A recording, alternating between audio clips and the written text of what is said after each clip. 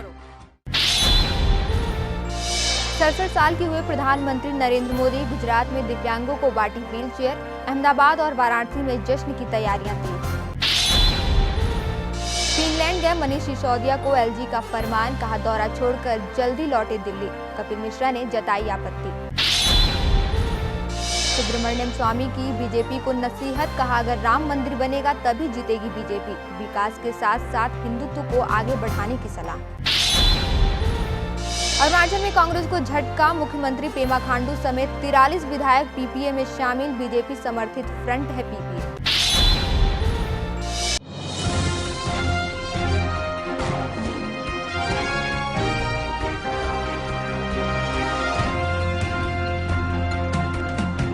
Alive 24/7 news, tracking tomorrow. नमस्कार, मैं हूं दिव्या राय। आप देख रहे हैं लाइव 24/7 न्यूज। खबरों की शुरुआत करेंगे देश के प्रधानमंत्री से। जी हां, देश के प्रधानमंत्री नरेंद्र मोदी 67 साल के हो गए हैं। मोदी के जन्मदिन को बीजेपी सेवा दिवस के तौर पर मना रही है। बेहद गरीब परिवार में जन्मे नरेंद्र मोदी पीएम बनने तक के सफर को कैसे पूरा किया, देखिए हमारी खास रिपोर्ट।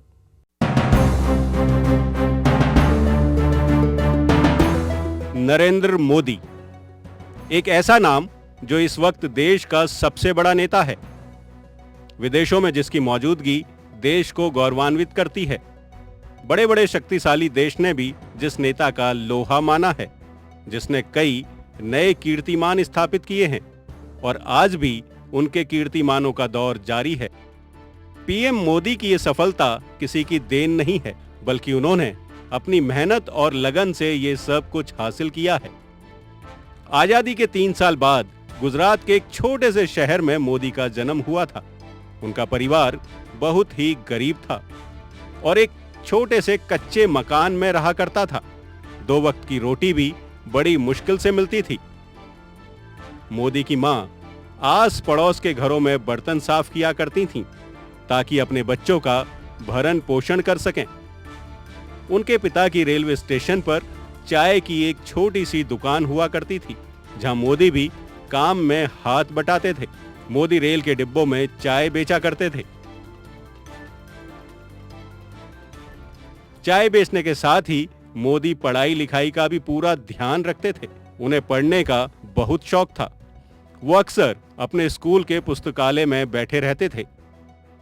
उनके साथियों ने कई बार बताया कि मोदी शुरू से ही कुशल वक्ता थे। उनमें नेतृत्व करने की अद्भुत क्षमता थी। वो नाटकों और भाषणों में भी हिस्सा लेते थे। नरेंद्र मोदी की खेलों में भी बहुत दिलचस्पी थी। बचपन से ही मोदी में देशभक्ति कूट कूट कर भरी थी। 1962 में भारत चीन युद्ध के दौरान वो रेलवे स्टेशन पर जवानों के लिए चाय और खाना लेकर जाते थे। मोदी पर स्वामी विवेकानंद का भी गहरा प्रभाव पड़ा। मोदी ने कई बार स्वीकार भी किया कि स्वामी जी के त्याग और देशभक्ति की सीख ने उनकी जिंदगी ही बदल दी।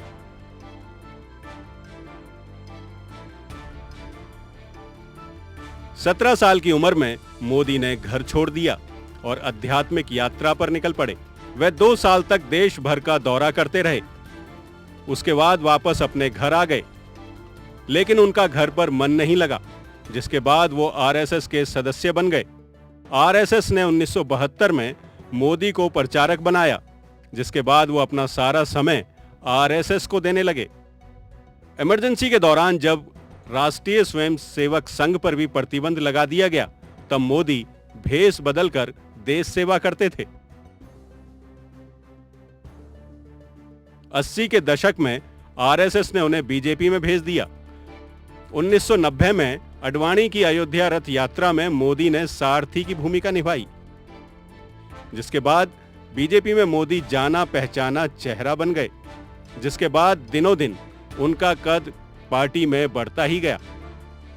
1998 में गुजरात में बीजेपी की सरकार बनने के बाद मोदी की दिलचस्पी गुजरात में बढ़ने लगी, जो सीएम केशुभाई पटेल को नागवार गुजरी और उन्होंने दिल्ली दरबार में मोदी की शिकायत तक कर डाली, जिसके बाद मोदी को हाशिए पर डाल दिया गया।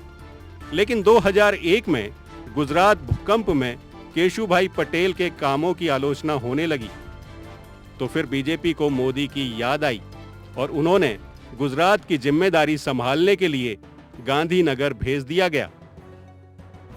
वो 13 सालों तक गुजरात के सीएम बने रहे।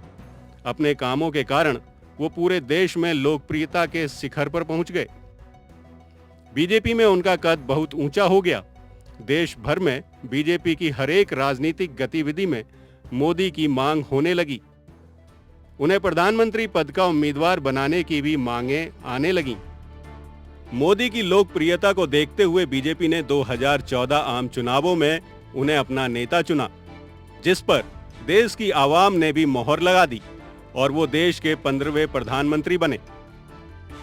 पीएम बनने के बाद मोदी भारत का कुशलता से नेतृत्व कर रहे हैं।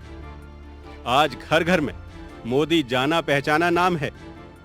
मोदी के नेतृत्व में विश्व भर में भारत का मान बढ़ा है। मोदी के नजदीकी लोगों का कहना है कि वो बहुत मेहनती व्यक्ति हैं। वे 18 घंटे काम करते हैं और कुछ ही घंटे सोते हैं। वे हमेशा देश के बारे में सोचते रहते हैं। देशवासियों को भी अपने प्रिय नेता से काफी उम्मीदें हैं। इसलिए आज देश का हर एक व्यक्ति अपने प्रिय नेता के जन्मदिन पर हैप्पी बर्थडे बोल रहा है। Bureau report, alive 24/7 news. BJP सांसद सुब्रमण्यम स्वामी ने बीजेपी को जीत का मंत्र दिया है। स्वामी ने कहा है कि अगर अयोध्या में राम मंदिर बनेगा तभी बीजेपी को यूपी चुनाव में जीत मिलेगी। स्वामी ने बीजेपी को हिंदुत्व के मुद्दे पर आगे बढ़ने की नसीहत भी दी है। दिल्ली के उपराज्यपाल नजीब जंग ने उप मुख्यमंत्री मनीष सिसोदिया को दिल्ली में हाजिर होने का आदेश दिया है। आपको बता दें कि मनीष सिसोदिया फिनलैंड दौरे पर हैं। दरअसल दिल्ली में डेंगू और चिकनगुनिया के मामले लगातार बढ़ते जा रहे हैं और पिछले दिनों दिल्ली सरकार के तमाम मंत्री या तो विदेश दौरे पर हैं या फिर दूसरे राज्यों में चुनाव प्रचार में व्यस्त हैं। यही नहीं, इस मसले को लेकर विपक्ष लगातार सरकार पर भी हमला बोल रहा है, जिसके बाद दिल्ली के डिप्टी सीएम मनीष सिसोदिया को एलजी ने तुरंत फिनलैंड से वापस बुलाया है। वहीं विवादों में घिरी केजरीवाल सरकार को एक और झटका लगा है।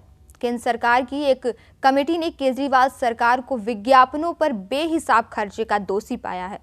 कमेटी ने दिल्ली सरकार को आदेश दिया है कि वो आम आदमी पार्टी से 18 करोड़ 64 लाख रुपए सरकारी खजाने में जमा कराएं।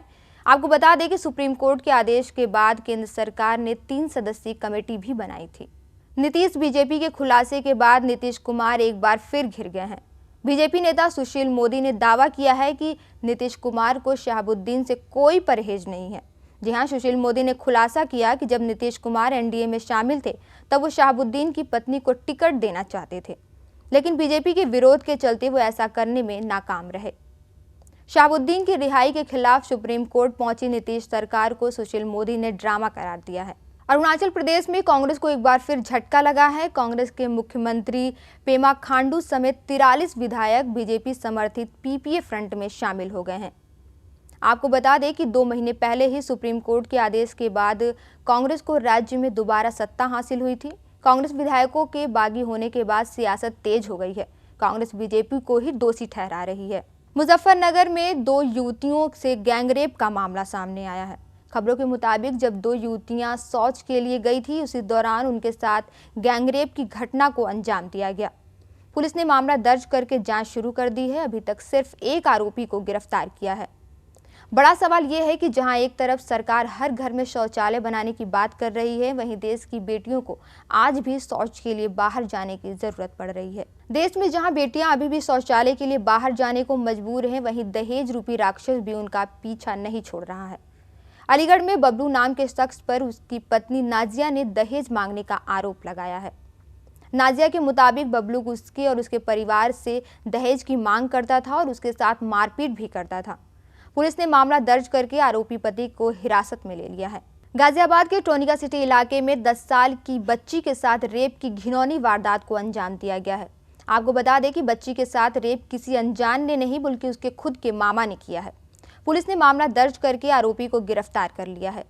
आज के इस बुलेटिन में फिलहाल इतना ही। देश दुनिया की बाकी खबरों के लिए देखते रहिए अलाइव 24/7 न्यूज़।